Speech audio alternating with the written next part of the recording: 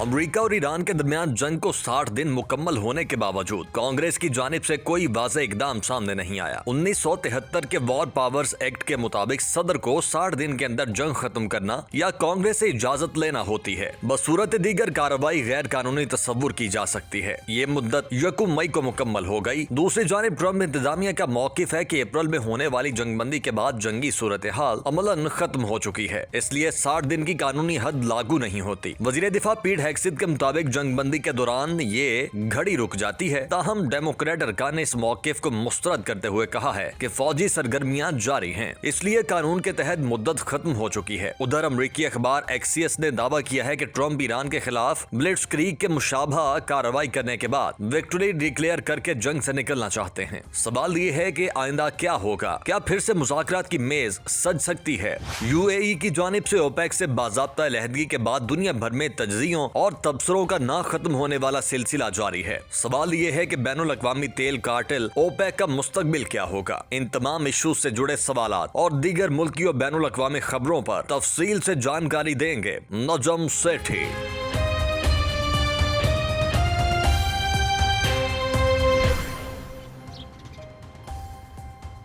अस्सलाम वालेकुम। आज है 1 मई 2026, 1 मई 2026 करने जा रहे हैं हम आज की बात सेठी के साथ। मैं हूँ सैयद आयशा नाज, मेरे साथ मौजूद हैं नजम सेठी साहब। अस्सलाम वालेकुम। सेठ साहब, आलमी यौम मजदूरा आलमी सतह पर मनाया जा रहा है, लेकिन इससे ज़्यादा दुनिया की दिलचस्पी इस बात में है कि वो जो सब कुछ हवा में मुअल्लक है उसका नतीजा क्या निकलेगा। कांग्रेस की जानिब से जो डेडलाइन होती है वॉर पावर्स एक्ट ऑफ 1973 के तहत, वो भी ख़त्म हो गई, क्योंकि 2 मार्च को प्रेसिडेंट ट्रंप ने इस वॉर के हवाले से जो ऑफिशियल स्टेटमेंट थी, ऑफिशियल जो नोटिफिकेशन था फॉर्मल, वो इशू किया था। वो डेडलाइन तो ख़त्म हो गई, लेकिन इस पर अमेरिकी इंतज़ामिया का भी अपने तौर पर एक मौक़िफ़ सामने आया है कि सीज़ फायर क्योंकि इंटैक्ट है तो जंग तो 7 अप्रैल के बाद से जारी ही नहीं है, तो ये जो 60 दिन का इतलाक़ है वो इस पर नहीं होता। इस पर ताज़ा तरीन जो डेवलपमेंट सामने आई है वो ये कि एक प्रपोज़ल ईरानी हुकाम की जानिब से अमेरिका को भेजा गया। प्रेसिडेंट ट्रंप ने कहा हमें वो कबूल नहीं है। जो उसकी डिटेल सामने आई वो ये कि ईरान चाहता था कि पहले वो ब्लॉकेड ख़त्म किया जाए, स्ट्रेट ऑफ हॉर्मुज़ खुल जाए, उसके बाद हम दूसरे फेज़ में जौहरी मामले पर बात करेंगे, लेकिन प्रेसिडेंट ट्रंप ने वो रिजेक्ट कर दिया। ताज़ा तरीन खबर, ताज़ा तरीन अपडेट यह है, इरना के मुताबिक, ईरानी न्यूज़ एजेंसी के मुताबिक, कल शाम को यानी जुमेरात की शाम को एक ताज़ा प्रपोजल भेजा गया है। जो कैटलिन डॉनबास, जो न्यूयॉर्क पोस्ट की जर्नलिस्ट पाकिस्तान आई थी, उन्होंने अपने ट्वीट में लिखा कि अब ये ताज़ा प्रपोजल सामने तो आया है लेकिन तफसीलात इसकी मालूम नहीं हो सकी। पहले वाला प्रपोजल जौहरी मामले पर रिजेक्ट हुआ, तो इस प्रपोजल में जौहरी मामले पर पेशरफ्त होगी सेठी साहब? अच्छा, आपने तो 2 सवाल खड़े कर दिए। एक तो कांग्रेस के बारे में कि 60 दिन का वक्त जो था वो खत्म हो गया और अब क्या होगा, तो कांग्रेस से इजाजत लेनी पड़ेगी कि नहीं लेनी पड़ेगी जंग जारी रखने के लिए जी। और दूसरा ये कि ये जो नई प्रपोजल्स आई हैं ये क्या हैं और डोनाल्ड ट्रंप का क्या रिएक्शन होगा और आगे जाके क्या होगा। So let's take the first question कि कांग्रेस। अच्छा, ये तो हम काफ़ी अरसे से कहते आ रहे हैं कि 60 दिन होने जा रहे हैं और वो 1 मई को पूरे हो गए जी। अब क्या करेगी? अब क्या डोनाल्ड ट्रंप और कांग्रेस कहेगी कि आप आए, हमसे इजाज़त लें, पहले आप पूरा बताएं क्या आपने किया, क्या हुआ, क्या नहीं हुआ, क्या ये जंग जारी रखनी चाहिए, नहीं जारी रखनी चाहिए, क्या कोई कामयाबी हुई, नहीं हुई, क्या इसका कोई फ़ायदा है, नुकसान है, ये सारा कुछ। और उसके बाद कांग्रेस फैसला करेगी कि आपको इजाज़त देनी है कि नहीं देनी। और अगर देनी है तो 30 दिन की देनी है या अनलिमिटेड देनी है। अच्छा, अब डोनाल्ड ट्रंप का जो मौक़िफ़ है वो आपने अभी इशारा तो कर ही दिया कि डोनाल्ड ट्रंप और उनके सपोर्टर्स ये कह रहे हैं कि इजाज़त की ज़रूरत नहीं है, क्योंकि ये तो जंग है ही नहीं, और अगर जंग भी है तो ये तो कभी रुकती है, कभी शुरू होती है, कभी रुकती है, कभी शुरू होती है, और अभी तो रुकी हुई है, तो ये दिन 60 दिन जो है ये कैसे गिने जाएंगे। और इस किस्म की बहुत से और भी ऑब्जेक्शंस लग रहे हैं कि डोनाल्ड ट्रंप को कांग्रेस के पास जाने की ज़रूरत नहीं है। तो अगर ये सूरत है, और उसके ये एक आर्ग्यूमेंट है, और भी बहुत से आर्ग्यूमेंट दिए जा रहे हैं। अच्छा, अब तो बात यह है कि ये फिर क्या होगा? क्या कांग्रेस डोनाल्ड ट्रंप को खींचेगी, कहेगी आ जाओ, और या कांग्रेस चुप करके बैठ जाएगी और डोनाल्ड ट्रंप साहब जो कर रहे हैं करते रहेंगे और कोई रोकने वाला नहीं होगा इनको, या हिदायत देने वाला नहीं होगा। तो मेरा मौक़िफ़ ये है कि अगर आप तारीख देखें तो तारीख में ये पहली दफ़ा नहीं है कि ऐसे हुआ है। बिल क्लिंटन के ज़माने में भी हुआ, ओबामा के ज़माने में भी हुआ। किसी वक्त वो लिबिया के खिलाफ कार्रवाई कर रहे थे, कभी वो सीरिया में जा रहे थे, कभी वो कहीं और जा रहे थे, और जंग जारी रही। जी। और कोई भी गया नहीं कांग्रेस के पास इजाजत लेने के लिए, और ना ही कांग्रेस ने उनको खींचा। उसकी वजह ये थी कि कांग्रेस अगर प्रो रिपब्लिकन है तो कांग्रेस अपने रिपब्लिकन प्रेसिडेंट को शर्मिंदा नहीं करती, और अगर डेमोक्रेटिक कांग्रेस है, मेजोरिटी डेमोक्रेट्स की है, तो वो भी अपने प्रेसिडेंट्स को तंग नहीं करते। और ये जो एक कॉन्स्टिट्यूशन प्रोविजन है, ये अ, इस्तेमाल नहीं हुई। हालांकि बहुत अहम कॉन्स्टिट्यूशनल पोजीशन है, क्योंकि अमेरिकन कॉन्स्टिट्यूशन के बारे में कहा जाता है कि सबसे अहम बात उसमें यह है कि सेपरेशन ऑफ पावर्स, कि कांग्रेस के पास अलग हैं और प्रेसिडेंसी के पास, एग्जीक्यूटिव के पास अलग है। मगर सूरत हाल अब दिन ब दिन ये होती जा रही है कि जो प्रेसिडेंट होता है, जो एग्जीक्यूटिव होती है, वो ही चलाती है सारा कुछ, और लेजिस्लेचर जो है उसका जो इन्फ्लुएंस है या काउंटर चेक्स एंड बैलेंसेस है, वो नहीं चलता आमतौर पे। हाँ, अगर वो दूसरी पार्टी की हो तो फिर थोड़ी बहुत खिंचाई हो सकती है, मगर आमतौर पे जब प्रेसिडेंट बनता है एक रिपब्लिकन, तो मिड टर्म्स तक तो उसी की मेजोरिटी होती है कांग्रेस के अंदर। मिड टर्म से आके हमेशा अपनी मेजोरिटी जो है प्रेसिडेंट की खत्म हो जाती है और दूसरी पार्टी की मेजोरिटी बन जाती है। उसके बाद फिर असली गेम शुरू होती है। तो अब मैं समझता हूँ कि कांग्रेस ये जो है, ये रिपब्लिकन जो है, इन्होंने तो आंखें बंद की हुई हैं। इन्हें इस बात का एहसास है कि मिड टर्म्स के अंदर वैसे ही उनकी छुट्टी हो रही है, बिकॉज ये जो जंग है ये बड़ी अनपॉपुलर है, और इसराइल दिन ब दिन अनपॉपुलर होता जा रहा है। अब वो ये सोचते हैं कि एक ही मौका है, एक ही चांस है, डोनाल्ड ट्रंप अगर बच जाता है जंग करके तो सारे हम बच जाएंगे, मिड टर्म्स में हारेंगे नहीं। और अगर ये होने जा रही है तो इसको अभी रोकने का फायदा कोई नहीं है, तो हम तो वैसे ही लगे जा रहे हैं। तो इसलिए मेरा ख्याल है कि रिपब्लिकन जो हैं वो ये फैसला करके बैठे हैं, जिन्होंने कहते हैं ना पंजाबी कौड़ा कुट, वो कौड़ा कुट करके बैठे हैं कि डोनाल्ड ट्रंप को सपोर्ट ही करना पड़ेगा। अगर नहीं करेंगे तो और भी उड़ जाएगा, और अगर और उड़ जाएगा तो हम भी उड़ जाएंगे साथ साथ। तो बेहतर यही है कि let him have a free hand. और तो इसलिए बहुत से ऐसे इश्यूज हैं जिसका ताल्लुक कॉन्स्टिट्यूशनल इश्यूज के साथ है, या सेपरेशन ऑफ पावर्स के साथ है, या चेक्स एंड बैलेंसेस के साथ है। तो ये रिपब्लिकन कांग्रेस, जो कि हाउस और दोनों हाउसेज ऑफ कांग्रेस में मेजोरिटी है इस वक्त, सेनेट में भी और रिप्रेजेंटेटिव्स में भी, तो ये डोनाल्ड ट्रंप को नहीं रोकेगी।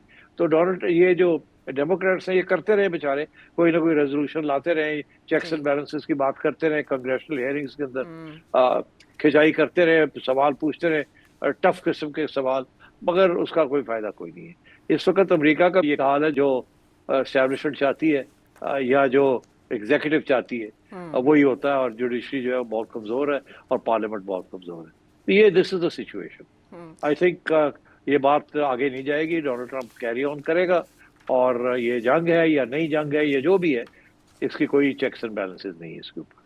ठीक, तो फिर सवाल का दूसरा हिस्सा ये कि अब नए प्रपोजल में क्या होगा और इसके बाद प्रेसिडेंट ट्रंप क्या करेंगे, जो इससे पहले डार्क ईगल मिडल ईस्ट भेजने की बात भी कर रहे हैं ब्लूमबर्ग की रिपोर्ट के मुताबिक, और एक्सियोस के मुताबिक एक नए मिशन की, शॉर्ट टर्म मिशन की भी वो तैयारी कर रहे हैं कि जल्दी विक्ट्री डिक्लेयर करके निकला जाए। इन रिपोर्ट्स के होते हुए प्रेसिडेंट ट्रंप क्या करेंगे? देखिए, इस वक्त 4-5 या 3-4 ऑप्शंस हैं प्रेसिडेंट ट्रंप के पास। तो उन सब ऑप्शंस को देख लेते हैं और फिर वी कैन डिसाइड कि ये करेगा क्या, एक प्रिडिक्शन भी कर सकते हैं। एक ऑप्शन तो ये है, जैसे आपने कहा, कि किसी न किस तरीके से वो निकलना चाहते हैं और ये भी दिखाना चाहते हैं कि हम जीत के निकले। अच्छा, वो कैसे होगा? वो ये होगा कि अगर ईरान अग्री कर जाता है कि स्ट्रेट ऑफ हॉर्मुज जो है वो इंटरनेशनल वाटरवे है, तो फिर डोनाल्ड ट्रंप एक छोटी मोटी बमबारी करके ईरान को यहाँ तक ला के छोड़ के जा सकते हैं कि ठीक है, हमने ये तय कर लिया है कि हम तो जीत ही गए हैं, हमने उनका न्यूक्लियर प्रोग्राम तो खत्म कर ही दिया है, जो कि पीट हेक्सेथ और ये सारा वक्त कहते रहते हैं, हमने ओब्लिटरेट कर दिया, डिस्ट्रॉय कर दिया, वगैरह वगैरह। और ये कह के, और हमने वो वाटरवे जो है वो खुलवा दिया है और हम जा रहे हैं।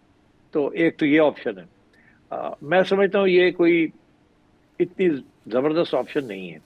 उसकी वजह यह है कि इसके साथ लोग ये कहेंगे कि तो आपने फिर जंग क्यों की? आपने जंग करके आपने कहा कि उसका ये आपने कर दिया, ओब्लिटरेट कर दिया, खत्म कर दिया, मगर आपने तो अपने 4 मकासद बताए थे, 4 ऑब्जेक्टिव्स बताए थे, 4 गोल्स बताए। तो 4 गोल्स में से तो आपने कौन सा गोल अचीव किया? आपने कहा था न्यूक्लियर प्रोग्राम खत्म कर देंगे, चले आप समझे कि हमने आपने न्यूक्लियर प्रोग्राम खत्म कर दिया, मगर आपने कहा था उनका मिसाइल प्रोग्राम भी खत्म कर देंगे। आपने कहा था उनके असासे जो है हिजबुल्लाह, हूथीस और हमास, ये भी खत्म कर देंगे, वो भी नहीं खत्म हुआ। आपने कहा था कि स्ट्रेट ऑफ हॉर्मुज जो है वो हम ब्लॉकेड करके रखेंगे और सबके लिए खोल के रखेंगे, मगर ईरान तो मान नहीं रहा है। तो बात फिर क्या होगी? तो I think my my own senses के मेरा नहीं ख्याल वो इस तरफ जाएंगे। अच्छा, अगला ऑप्शन क्या है उनके पास? अगली ऑप्शन उनके पास ये है कि वो फिर जंग शुरू करें और जंग के बाद फिर एक न्यू राउंड ऑफ नेगोशिएशन हो जिसके ऊपर न्यूक्लियर की भी कोई बात हो। अब न्यूक्लियर जो इश्यू है ना, वो असली अभी जो पीट हेक्सथ वगैरह जो बातें कर रहे हैं वो यही कह रहे हैं कि ईरान ने ये कहा है कि हाँ ठीक है हम नहीं बनाते, मगर उन्होंने ये भी ऐलान किया है कि न्यूक्लियर मटीरियल जो है, इनरिच्ड यूरेनियम जो है वो ईरान में ही रहेगी। आप खुद कहते हैं अमेरिका के, जी हमने तो इतनी बमबारी की है कि वो दब गया है, वो तो जमीन के अंदर ही घुस गया है, वहां तो निकालना ही बड़ा मुश्किल है और हम मॉनिटर कर रहे हैं, तो फिर फायदा, प्रॉब्लम क्या है? मगर और ईरान का ये मौक़िफ़ है, तो मगर ये अभी तक कह रहे हैं कि नहीं हमारे हवाले करें।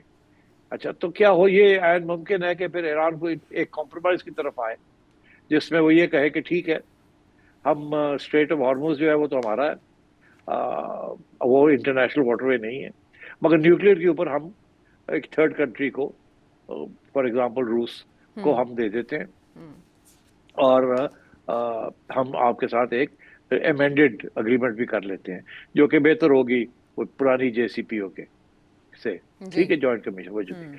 तो शायद ये एक ऑप्शन भी है। अच्छा, अब इस ऑप्शन के मसले, इसमें जो प्रॉब्लम आ रही है वो ईरान को आ रही है कि ईरान ने अनाउंस कर दिया है, मुश्तबा साहब ने, कि जी ये जो स्ट्रेट ऑफ हॉर्मुज है ये अब सारी उम्र के लिए हमारा है, ये इंटरनेशनल वाटरवे नहीं है, ये हमारा है। ज्यादा से ज्यादा ये है कि हम ओमान के साथ कुछ शेयर कर सकते हैं, मगर अब हम ये इसका कंट्रोल इंटरनेशनल ही हमारा है। क्या डोनाल्ड ट्रंप को ये बात अग्री करेगा कि नहीं करेगा? That is the big big question. और क्या ईरान इससे पीछे हटेगा कि स्टेटस को एंटी, मतलब यह है कि जो पहले स्टेटस को था कि ये इंटरनेशनल वाटरवे है, क्या ये रहेगा कि नहीं रहेगा? अच्छा, तो अगर ऐसी सूरत हाल है तो फिर ईरान वापस मांगेगा कोई ना कोई गारंटी। जैसे मैंने कहा कि डोनाल्ड ट्रंप से कि आप वापस नहीं आएंगे लड़ने के लिए, आप फिर नहीं हमारे पे हमारी करेंगे, फिर ये नहीं करेंगे, क्योंकि आपने तो एक दफा नहीं 3 दफा अपने वादा करके तोड़ा है और एक अग्रीमेंट चल रही थी जिसके तहत हम कोई इन्वेस्टमेंट नहीं कर रहे थे, आपने वो भी इन्वेस्टमेंट जो है वो भी एग्रीमेंट तोड़ दी, तो व्हाट इज द गारंटी? तो इस किस्म के इश्यूज चल रहे हैं। तो मेरा ख्याल है कि डोनाल्ड ट्रंप निकलना चाहते हैं और मेरा अपना ख्याल है कि ईरान भी निकलना चाहता है।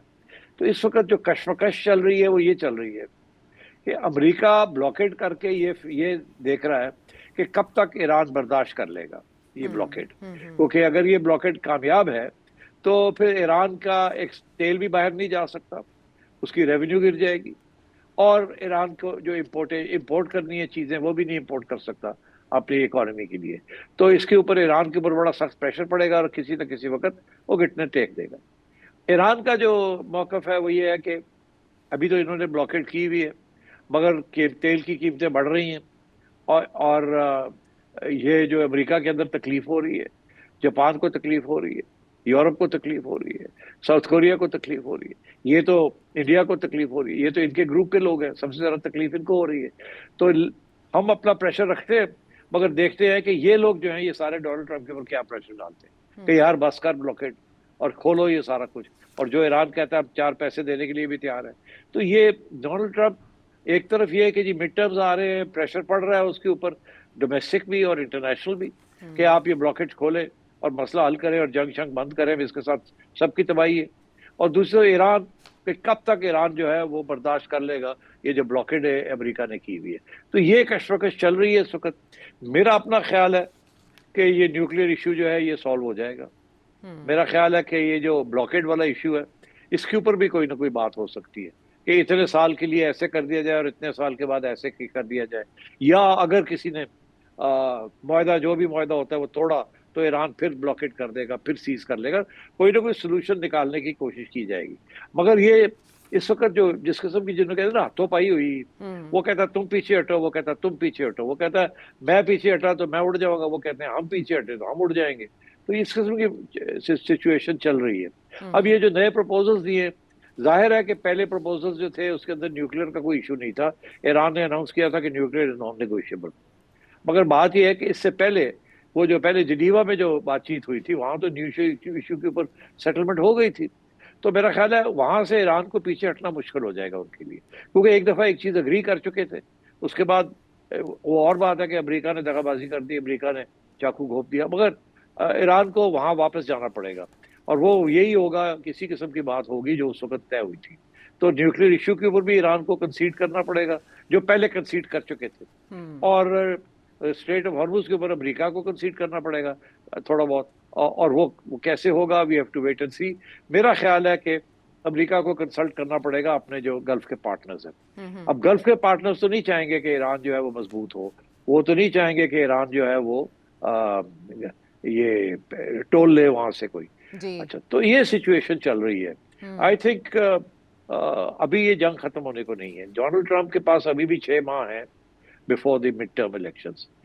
मगर दिन ब दिन ऑयल का प्रेशर और इन्फ्लेशन का और महंगाई का प्रेशर उसके ऊपर पड़ रहा है, अपने साथियों का प्रेशर उसके ऊपर पड़ रहा है। और साथ साथ ये भी पता चल रहा है कि ईरान की जो ब्लॉकेड की हुई है इन्होंने, वो इतनी कामयाब नहीं है, क्योंकि कुछ ईरान के जहाज है जो कि क्वाइटली निकल रहे हैं वहां से, उनको रोकना इतना आसान नहीं है। इतनी ये एक दफा वो जब यहाँ तो होता ना कि अमेरिकन फोर्सेस जो है स्ट्रेट ऑफ हॉर्मुज के माउथ के ऊपर, या उनका जिथे उन्होंने मुंह में होते आके बैठे होंगे, मगर वो तो नहीं, वो तो पीछे 300 किलोमीटर पीछे बैठे हुए डर के मारे कि उनके ऊपर अटैक ना हो जाए अमेरिकन नेवी के ऊपर। तो इसलिए वो तो दूर बैठे हुए हैं।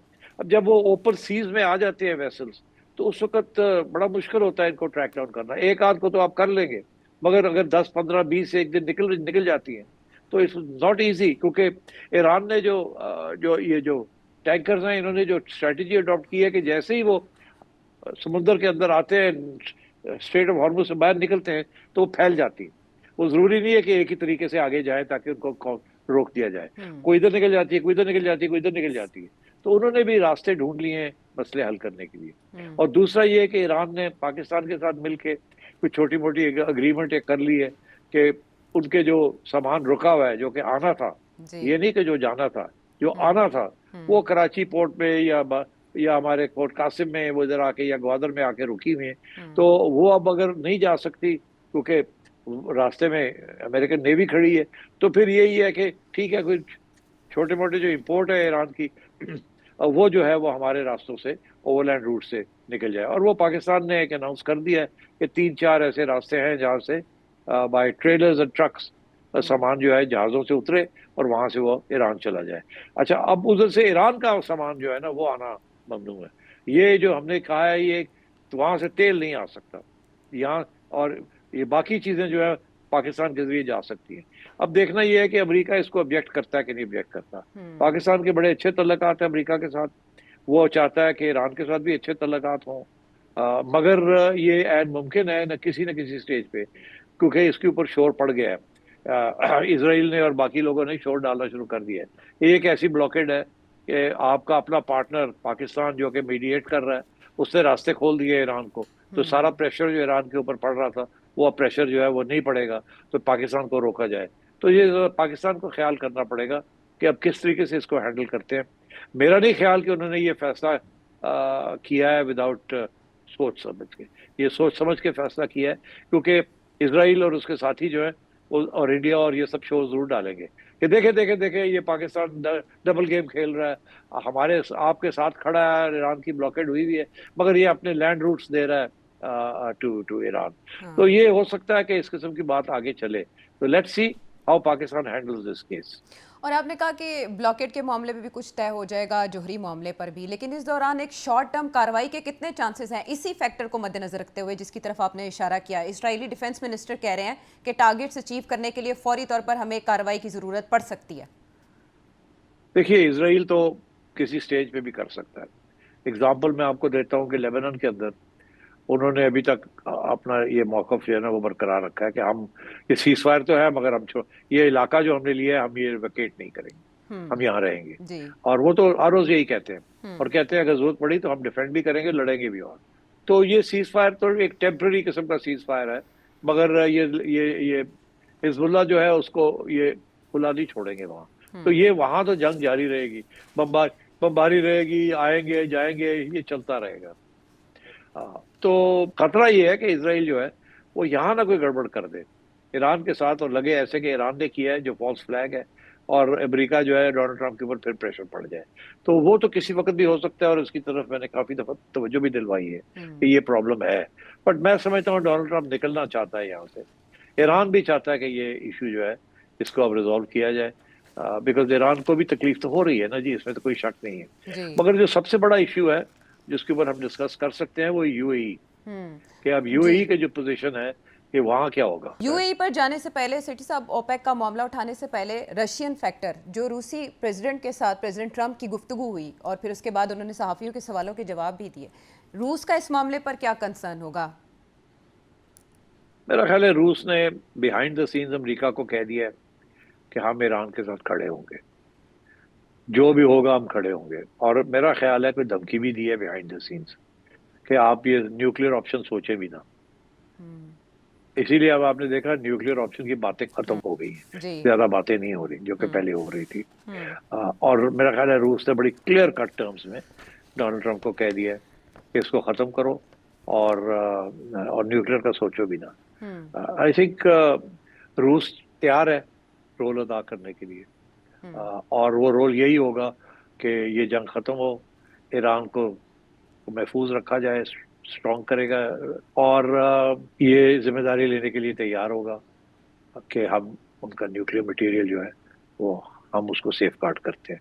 मेरा ख्याल है ये बिहाइंड द सीन्स बात हुई होगी। दो बातें, एक ये कि आप धमकियां मत दें न्यूक्लियर की ईरान को, हम ईरान के साथ हैं। एक ये, दूसरा ये कि ये जो न्यूक्लियर इशू है हम रख लेते हैं, ये जैसे हमने पहले भी रखा था, हम अभी भी रखने के लिए तैयार है, और आप इसकी फिक्र ना करें, बाकी आप अपना वायदा कर लें ईरान के साथ। तो ईरान के लिए कंसेशन देनी पड़ेगी, मगर वो रूस को देंगे, किसी और को नहीं देंगे। और प्रेसिडेंट ट्रंप का ये कहना कि मेरे और कपल ऑफ अदर पीपल, इनके अलावा मुज़ाकरात के बारे में किसी को भी इल्म नहीं है, वो कपल ऑफ अदर पीपल कौन है सेठी साहब? उनकी अपनी इंतजामिया या उसमें पाकिस्तान भी शामिल है, पाकिस्तानी हुकाम? जाहिर है, देखिए ना, जाहिर है आयशा, क्योंकि पाकिस्तान फॉरवर्ड कर रहा है ना, जो पैगाम आते हैं वो आगे ले जाते हैं, उधर से आते हैं, तो पाकिस्तान को तो सब कुछ पता है ना। अब वो तो कोशिश ये कर रहे हैं कि कोई मिसअंडरस्टैंडिंग ना हो। और अब आपने देखा कि कुछ अरसे से वो जो बिहाइंड द सीन्स ब्रीफिंग्स हो रही थी जर्नलिस्ट की, वो भी बंद हो गई, बिकॉज फिक्र यही है कि ये जो जर्नलिस्ट की ब्रीफिंग्स हैं इसके साथ कोई गलत इंप्रेशन ना पड़ जाए, और वो गलत इंप्रेशन के जरिए पाकिस्तान को नुकसान ना हो जाए एज अ मीडिएटर। तो अच्छा है ये, मेरा नहीं ख्याल, क्योंकि पहले बड़ी पॉजिटिव ब्रीफिंग्स दी जा रही थी, अभी होने वाला है, सब ठीक हो जाएगा, जबरदस्त रोल है ये वो अब बंद हो गया है। और आई थिंक अच्छा किया कि वो बंद कर दिया। वो पहले भी बिल्कुल इसको खुफिया रखना चाहिए था, किसी किस्म की ब्रीफिंग नहीं देनी चाहिए थी, मगर दिया उन्होंने। और जर्नलिस्ट का तो आपको पता है, वो तो गला पकड़ के बैठ जाते हैं दिन रात, फोन पे फोन, कि जी बताएं हमें, कुछ तो बताएं, कुछ तो बताएं। फिर इधर उधर से कुछ लोग बता देते हैं, वो लिख देते हैं, उसके साथ मिसअंडरस्टैंडिंग्स हो जाती है, समझ नहीं आती ये पाकिस्तान का मौकफ है, एस्टैब्लिशमेंट का है, प्राइम मिनिस्टर का है, किसका मौकफ है, तो ये कंफ्यूजन चलती रहती है। तो आई थिंक ये अच्छा है कि आजकल कोई खास ब्रीफिंग नहीं की जा रही है, ना ही होनी चाहिए मीडिया की। ये बिहाइंड द सीन्स बड़े सेंसिटिव मैटर्स हैं, और इसीलिए डोनाल्ड ट्रंप ने भी यही कहा है कि ये जो आखिरी स्टेज है, वहाँ भी अमेरिका में भी मेरा ख्याल है एक दो लोग ही हैं जिनको इस बात के पता है या फाइनल जो है ऑफर क्या है, और वो वही लोग हैं उनके जहाँ से लीकिंग नहीं होती। पीट हेक्सेथ होंगे, रूबियो होगा, वाइस प्रेसिडेंट वैंस होंगे, चेयरमैन जॉइंट चीफ स्टाफ होंगे, और एक आध मेरा ख्याल है नेशनल स्टीव विटकॉफ और जैरेड कुशनर। जी हाँ, वो तो जाहिर है they are part of the problem. Well, they're part of the problem and part of the solution. All right. ठीक, इंटरेस्टिंग, वेरी इंटरेस्टिंग। ताज़ा डेवलपमेंट जो ईरान की जानिब से तजावीज़ नई रिवीजन के साथ सामने आई हैं, अब उस पर अमरीकी जवाब का इंतज़ार है। जब तक हम प्रोग्राम रिकॉर्ड कर रहे हैं, वापस आएंगे तो बात करेंगे वही जिसकी तरफ सेठी साहब ने इशारा किया कि यूएई ने अपनी आज़ाद पॉलिसी का ऐलान इस सूरत हाल में क्यों किया।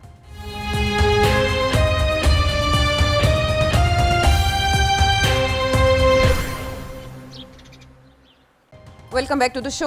सेठी साहब, आपने इशारा यूएई की तरफ किया। यूएई अपनी पॉलिसी को तेज़ी के साथ तब्दील कर रहा है। पाकिस्तान के साथ उसके मामलात हों, जो पाकिस्तान से उसने रकम का तकाजा किया, पाकिस्तान ने वापस कर दी। लेकिन ऐसे में एक बड़ी डेवलपमेंट ओपेक के तनाजुर में जो हुई, उससे पुल आउट कर दिया ओपेक से यूएई ने, और 1 मई से कहा कि इसका इतलाक हो जाएगा। एक तो ये कि 1970 के ऑयल क्राइसिस के बाद ये एक और बड़ा फैसला है जो बदलेगा तवानाई पॉलिसी को एनर्जी क्राइसिस की। यूएई ने ये फैसला क्यों लिया? इसका गल्फ कंट्रीज से कितना ताल्लुक है, सऊदी अरब के साथ मामला से कितना ताल्लुक है, और आने वाले वक्त पे इसके फैसले के क्या असरात होंगे? देखिए, यूएई कुछ अरसे से सोच रहा था कि उन्हें क्या फायदा और नुकसान है by staying within OPEC. OPEC का लीडर सऊदी अरेबिया है, और पहला तो मसला यह है कि सऊदी अरेबिया और यूएई के जो नेशनल सिक्योरिटी के जो इंटरेस्ट हैं वो अब मुख्तलिफ हो गए।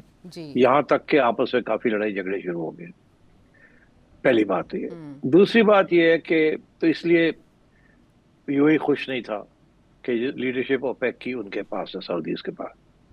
दूसरी चीज ये कि ओपेक जो है, उन्होंने जो फैसला किया था मिलके, वो ये था कि टोटल ऑयल प्रोडक्शन एक लेवल पे रखी जाएगी, उससे कम नहीं की जाएगी, उससे ज्यादा नहीं की जाएगी, ताकि ऑयल की कीमत एक लेवल पे रहे इंटरनेशनली। और इनके जो रेवेन्यू स्ट्रीम्स हैं सबके, वो रेवेन्यू इनको मिलती रहे, और सबके कोटे बना दिए गए थे कि आप इतनी प्रोड्यूस करेंगे, आप इतनी करेंगे, आप इतनी करेंगे, ये आपकी फैसिलिटीज हैं, और इतनी रेवेन्यू आपकी होगी, इतनी, और हम कीमत यहाँ रखेंगे जी। अच्छा, अब कुछ अरसे से यूएई ने एक एक्सरसाइज कर रहे थे, और वो एक्सरसाइज में उन्होंने फॉरेन एक्सपर्ट्स भी बुलाए हुए थे। फॉरेन एक्सपर्ट्स बुलाए हुए थे, और उसमें उनसे पूछा था कि हमारा क्या नुकसान फायदा है ओपेक में रहने का। तो उनको एक रिपोर्ट लिख के दी गई थी कोई 2 साल पहले, इसके ऊपर ये सारी चीजें जो है ना ये डिस्कस की गई। तो उस रिपोर्ट में ये कहा गया कि आपको नुकसान है कि आप अपनी प्रोडक्शन जो है वो पूरी जितनी कर सकते हैं उतनी करके बेच नहीं रहे हैं, क्योंकि आप ओपेक में हैं और वहां उसके कोटा सिस्टम में फंसे हुए हैं आप। अच्छा। और कीमत जो है तेल की उससे फंसे हुए हैं। उनका ये कहना था, इस रिपोर्ट के अंदर ये लिखा था कि आज अगर आप $100 का तेल बेचते हैं, तो वो $100 की जो कीमत है ना, वो उसके साथ ये चीजें बन सकती हैं यूएई के अंदर। अच्छा। आज अगर आप $150 का तेल बेचेंगे, तो उसके साथ आपको ये चीजें और ये चीजें भी और उसके अलावा भी मिल सकती हैं। मगर अगर आप जिस लेवल पे आपकी प्रोडक्शन है यही प्रोडक्शन रखेंगे और $100 ही बेचेंगे, तो कल ये $100 की कीमत जो है, जो चीजें आप खरीदते हैं वो 70 रह जाएगी, क्योंकि दुनिया में इन्फ्लेशन तो जारी है। हाँ। और तो ये जो आपको डॉलर मिल रहे हैं, इसकी जो लागत है वो कम होती जा रही है तेल की। तो आपको कोई फायदा नहीं है कि तेल को जमीन के अंदर रखने का। आपको चाहिए जितना तेल निकाल के आप बेच सकते हैं इस वक्त, और जो पैसे मिलते हैं वो लेके जल्दी से आप अपनी इकोनॉमी के अंदर इन्वेस्ट करते हैं, उसकी जो रिटर्न है वो बहुत ज्यादा है। यही पैसे अगर आप 3 साल 4 साल के बाद इन्वेस्ट करेंगे तो उनकी रिटर्न कम हो जाएगी, बिकॉज वैल्यू कम हो जाएगी, और इन्फ्लेशन चल रही है हर जगह।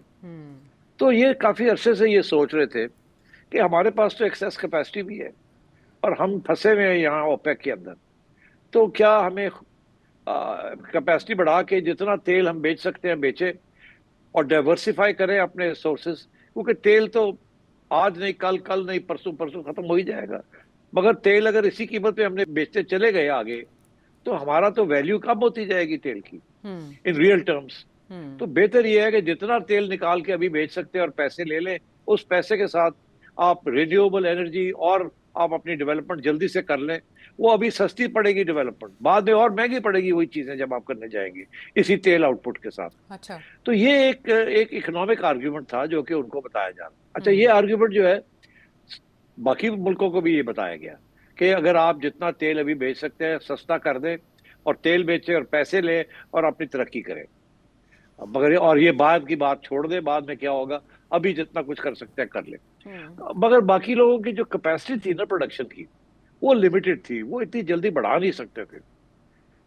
इनका यूएई का ये है कि ये कम से कम डबल कर सकते हैं अपनी प्रोडक्शन। उनके पास इतनी फैसिलिटीज उन्होंने बनाई हुई है जी।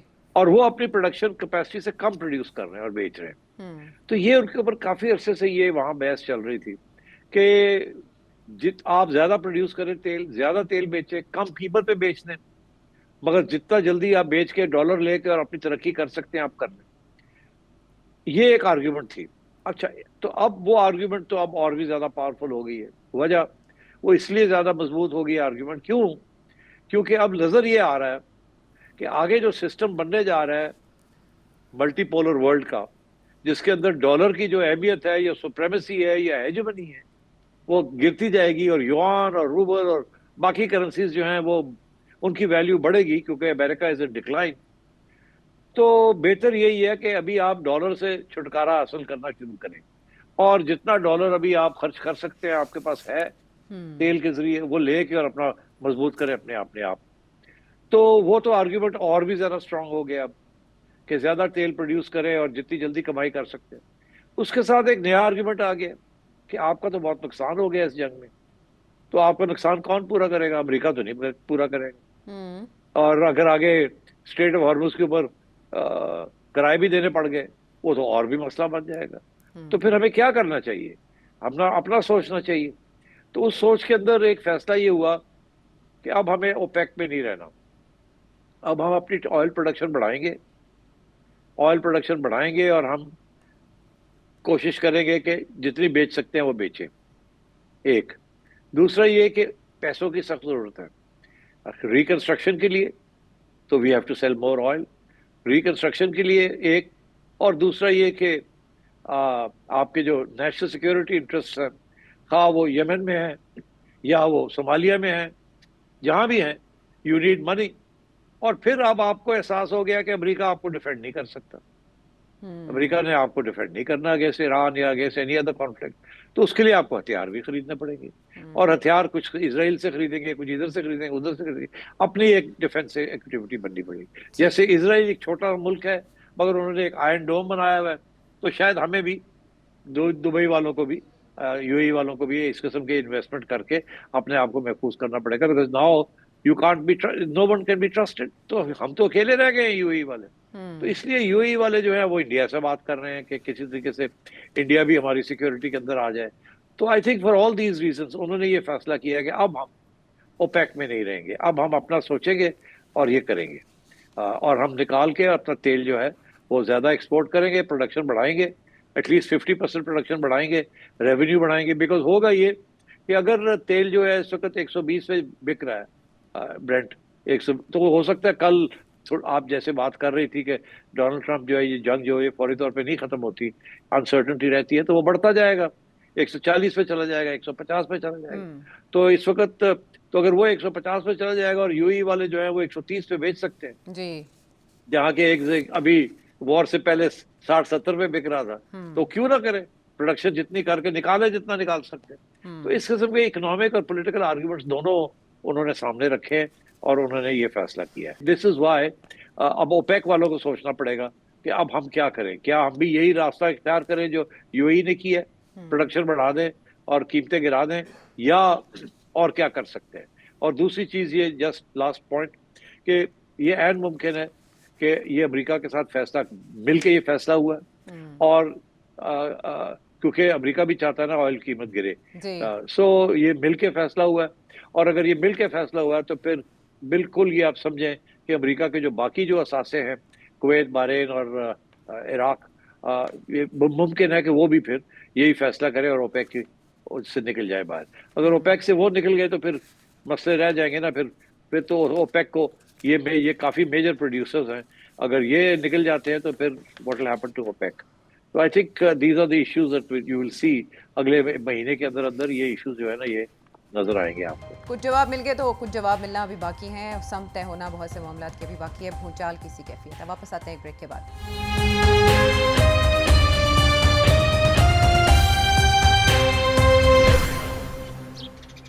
शो में साथ देने का शुक्रिया। सिट साहब, वक्त मुख्तसर, खलीज की सियासत पे इसके क्या असरात होंगे सऊदी अरब के होते हुए? जी बिल्कुल सही, बिल्कुल बिल्कुल। अब देखिए ना, सऊदी अरेबिया और यूएई जो है मेरा ख्याल है कोई आपस में इनका सुलह होने के चांसेस नहीं है। यूएई ने फैसला कर लिया है कि वो इसराइल और अमेरिका के कैंप में है। सऊदी अरेबिया ने ये फैसला नहीं किया। सऊदी अरेबिया की ये कोशिश है कि वो किसी न किसी तरीके के साथ थोड़ा सा इंडिपेंडेंट रहे, और वो इंडिपेंडेंस उन्होंने दिखाया दो तरीके के साथ। एक ये कि उन्होंने ईरान के साथ कोई मौका कर लिए कि हमारी तरफ से कोई अटैक नहीं होगी, आपको अमेरिकन बेसिस को हम नहीं चलने देंगे, और आप मेहरबानी करके हमारे ऊपर अटैक्स मत करें, इवन इफ अगर आपकी जंग फिर छिड़ भी जाती है तो। और याद रहे कि अगर कोई ऐसे लगता है कि हमारी तरफ से आपके ऊपर कोई अटैक हुई है, तो याद रहे कि हम नहीं करेंगे, ये इसराइल कर रहा होगा, तो हमें उसका नुकसान ना उठाना पड़े। एक ये। दूसरा ये कि हमारी पाइपलाइन जाती है all the way to the Red Sea, तो उसको भी मेहरबानी करके आप ना हाथ लगाएं। और हम अमेरिकन कैंप से बाहर आ गए। हम कोशिश करेंगे कि हम न्यूट्रल रहें, मगर हम आपके साथ जंग नहीं चाहते। और आई थिंक इसमें पाकिस्तान ने एक अहम रोल अदा किया है। हाँ, मगर जाहिर है ये तो बिहाइंड द सीन्स ही होता है, बट आई थिंक ये बहुत जबरदस्त रोल है कि जंग खत्म करने के लिए। अभी बड़ी अनसर्टेनिटी है। आई थिंक ये lot of it will depend on Iran के साथ अमेरिका की सेटलमेंट क्या होती है और किस हद तक यूएई को अब ईरान से थ्रेट नहीं है। अगर ईरान की तरफ से थ्रेट रही यूएई को, तो फिर मुख्तलिफ किस्म के अलायंसेस करने पड़ेंगे। फॉर एग्जाम्पल मैं आपको देता हूँ, यूएई समझता है कि वो अपनी ऑयल प्रोडक्शन बढ़ा के और ज्यादा बेचे, मगर देखिए ना, अगर ये उसका प्लान है तो ईरान के साथ अगर अमन नहीं होता तो कैसे करेगा ईरान? तो किसी वक्त उनको अटैक कर सकता है। अनसर्टेनिटी रहेगी, दुबई के ऊपर अनसर्टेनिटी रहेगी, फॉरेन इन्वेस्टमेंट के ऊपर अनसर्टेनिटी रहेगी। तो ये समझ नहीं आती कि यूएई जो है वो इजरायली कैंप में किस हद तक जाएगा और क्या ईरान के साथ कोई सेटलमेंट करेगा या नहीं करेगा। क्योंकि अगर ईरान के साथ यूएई की सेटलमेंट नहीं होती तो यूएई के लिए सरवाइव करना बड़ा मुश्किल हो जाएगा। जैसे आपने देखा, जितना मर्जी वो आयरन डोम ले ले, जितनी मर्जी अपनी दिफा कर ले, मगर जैसे इन्वेस्टर्स को तो पता है कि ईरान के साथ मसले हैं। जब तक ईरान के साथ मसले हैं तो इन्वेस्टमेंट यूएई से भागती रहेगी। और वो जो मॉडल सिटीज थी, वो जो फ्यूचर बनाया था, वो तो मुश्किल हो जाएगा टू मेंटेन दैट। तो इसलिए मेरा ख्याल है कि ये शायद आगे जाके आप देखिएगा, ये कॉम्प्लेक्स नेगोशिएशंस जो हैं, इसके अंदर यूएई जो है अमेरिका और जब सेटलमेंट करेगा तो उसके अंदर यूएई की भी सेटलमेंट होगी विद ईरान। उसके बगैर ये मामला खराब रहेगा, because UAE can't afford to keep Iran एंटेगनाइज्ड।